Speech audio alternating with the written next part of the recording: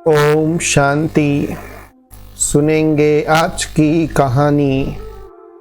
आज की कहानी हास्यास्पद है क्योंकि कहानी का नाम है पंडित जी।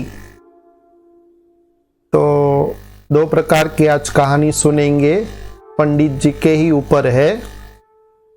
पहली जो कहानी है वो इस प्रकार की है। तो एक गांव था, वो गांव में एक नदी बहती थी और नदी के किनारे एक विद्वान पंडित का घर था। बहुत विद्वान था, शास्त्रों का ज्ञाता था, सब कुछ वो जानता था। तो उसके घर एक दूध वाली रोज दूध देने सुबह सुबह आती थी और वो दूध वाली का घर नदी के उस पार था। वो रोज नाव में बैठकर नदी पार करके दूध देने आती थी। तो एक बार सुबह सुबह उसको विलंब हो जाता है, देरी हो जाती है। तो ये जो पंडित होता है वो क्रोधित हो जाता है, गुस्सा करता है और गुस्से से वो दूध वाली को कहता है कि इतनी देरी, इतना विलंब क्यों हो गया। तो वो बेचारी दूध वाली कहती है कि मुझे सुबह नाव में बैठकर नदी पार करके यहाँ आना होता है, लेकिन नाविक देरी से उठता है तो मैं देरी से पहुँचती हूँ।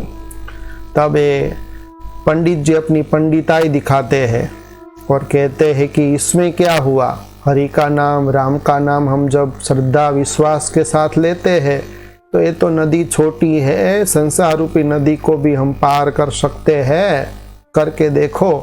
तो जब पंडित जी ये सब बातें सुना रहे होते हैं तो ये जो दूध वाली ध्यान पूर्वक उनकी बात सुन रही होती है।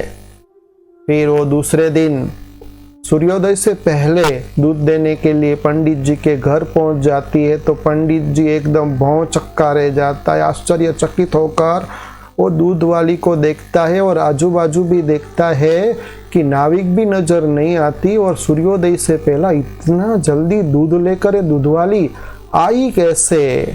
पूछते हैं कि कैसे आई इतना जल्दी। तब दूध वाली कहती है, याद दिलाती, कल ही आपने तो कहा था कि राम का नाम, हरि का नाम बड़ी आस्था के साथ लेंगे तो नदी पार हो जाएंगे। तो मैं तो नदी पार करके आई हूँ। तो उसको तो सही नहीं लगता है कि ऐसे कैसे हो सकता है, चलो साबित करके दिखाओ। तो दोनों नदी के पास जाते हैं और फिर हरि का नाम लेते हुए दूध वाली दिखाती है कि देखो मैंने ऐसे हरि का नाम लेकर के नदी पार की। फिर वो पंडित जी को कहती है कि आप भी हरि का नाम लेकर के आप भी नदी पार करो। तो पंडित जी, वो तो ज्ञान ही उनकी बुद्धि में होता है, सिर्फ वो ज्ञान का अध्ययन करते हैं, इतना उनको विश्वास नहीं होता है। तो वो तो हरि का नाम लेते हैं लेकिन उनका ध्यान वस्त्रों के ऊपर पड़ता है जिससे वो गिर जाते हैं। तो यहाँ एक कहानी पूर्ण होती है जिसका आध्यात्मिक रहस्य हम फिर बाद में सुनेंगे। अभी सुनेंगे दूसरी कहानी। तो दूसरी कहानी है पंडित जी और नाविक की। ये भी बहुत हास्य से भरी हुई है। तो उसमें एक नाविक था, गंगा नदी के अंदर वो रोज नाव चलाता था। तो बहुत सारी सवारियों के साथ वो जब नाव चला रहा होता है उसमें एक पंडित जी भी बैठे होते हैं। तो पंडित जी उस नाविक को कहते हैं कि हे नाविक जी, क्या तुमको भूगोल का पता है, भूगोल क्या होता है। तो नाविक बेचारा कहता है कि नहीं, मैं तो निर्दोष हूँ, मैं तो पढ़ा लिखा नहीं हूँ, भूगोल क्या है मुझे तो कुछ नहीं मालूम है। तब वो पंडित जी अपनी पंडिताई का प्रदर्शन करते हुए कहते हैं, भूगोल का नहीं पता है तो आपकी पाँव भाग की जिंदगी गई पानी में। और फिर हंसने लगता है। फिर थोड़ी देर के बाद फिर से नाविक को पूछता है कि चलो भूगोल का पता नहीं है तो क्या इतिहास का पता है, इतिहास में लक्ष्मीबाई हुई और लक्ष्मीबाई कहाँ हुई, कैसे उसने लड़ाई की, तो लक्ष्मीबाई के बारे में जानता है। तो तब वो बेचारा अनभिज्ञता पूर्वक कहता है, नहीं, लक्ष्मीबाई और इतिहास के बारे में भी मुझे कुछ नहीं मालूम है। तब वो पंडित जी अपनी पंडिताई दिखाते हुए विजय की मुद्रा में फिर से अट्टहास्य करता है और कहता है कि तो तेरी जिंदगी आधी चली गई पानी में।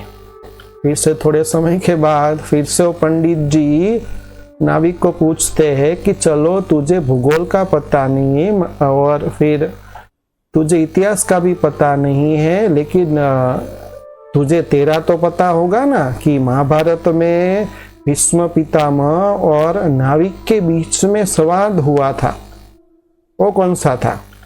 और रामायण के अंदर श्री राम और केवट के बीच में एक संवाद हुआ था, वो तो पता होगा तुझे। फिर से वो बेचारा नाविक मना करता है कि मुझे कुछ नहीं मालूम, मैं तो पढ़ा लिखा नहीं हूँ। तब जोर से वो अट्टहास्य करते हुए पंडित जी नाविक को कहता है कि तो पौने भाग की जिंदगी गई तेरी पानी में। जब इतना वो कहता है कि तब वो नदी के अंदर बाढ़ आती है, और बाढ़ आती है और तूफान आता है तो नाव हिलने लगती है। तो वो जो केवट होता है, वो जो नाविक होता है, वो पंडित जी को कहता है कि क्या आपको तैरना आता है? तब पंडित जी बेचारा कहता है कि तैरना बेरना मुझे नहीं आता है। तब स्थिति को भांपते हुए वो कहता है, वो भी हंसता है, तो सारी जिंदगी गई आपकी पानी में। तो ऐसे करते हुए वो तो बच जाता है, वो पंडित जी पानी में चले जाते हैं। तो दोनों कहानी आपने सुनी, तो अभी दोनों कहानी का हम आध्यात्मिक रहस्य सुनेंगे। तो जो पहली कहानी हमने सुनी, उस कहानी का आध्यात्मिक रहस्य ये है कि ज्ञान का अध्ययन तो हम करते हैं, हमारे पास जो भी समझ है, जो भी इंफॉर्मेशन है, उसका अध्ययन करना है, लेकिन जो भी हम दूसरों को कहते हैं उससे महत्वपूर्ण ये है कि हमारी बात पर हमको विश्वास है, हमारे शब्दों के ऊपर हमको विश्वास है, जो हमारी कथनी है वो करनी है। पहले हमको खुद को करना है, खुद को विश्वास होना चाहिए। इसलिए है कहा जाता है कि स्वयं के परिवर्तन से ही विश्व का परिवर्तन करना है। ऐसे नहीं, पंडित जी खुद को उनको ज्ञान ही था, सिर्फ अध्ययन करता था, लेकिन प्रैक्टिकल उनको हरि के ऊपर इतना विश्वास नहीं था, इसलिए वो पानी में गिर जाता है। तो ऐसे हमको पंडित नहीं बनना चाहिए। और दूसरी जो कहानी थी उसमें भी पंडित जी को बहुत अभिमान था अपने ज्ञान का। तो कभी भी जो ज्ञान होता है दूसरों के कल्याण के लिए होता है, और कभी भी ज्ञान का अभिमान नहीं करना चाहिए। ज्ञान हमेशा दूसरों की समस्या को हल करने के लिए होता है, नहीं कि दूसरों को नीचा दिखाने के लिए। और एक उदाहरण भी मुझे याद आता है कि जैसे पेड़ में ज़्यादा जितने फल होते हैं तो पेड़ की डाली झुक जाती है। तो जो सज्जन पुरुष होते हैं जिनमें बहुत विशेषता होती है, जिनके पास स्थूल धन भी बहुत होता है, सब कुछ होते हुए भी जितना उसके पास प्राप्ति होती है उतना वो निर्माण होता है, उसके अंदर शालीनता होती है।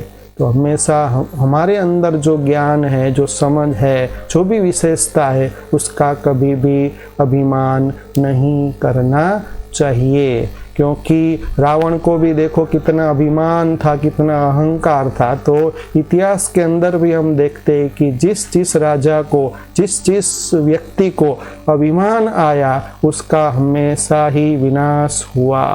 तो कभी भी जिंदगी में अभिमान नहीं करना चाहिए। और हमारे जो भी बोल है, जो भी हम बोलते हैं, वो पहले खुद करना है, फिर दूसरों को कहना है।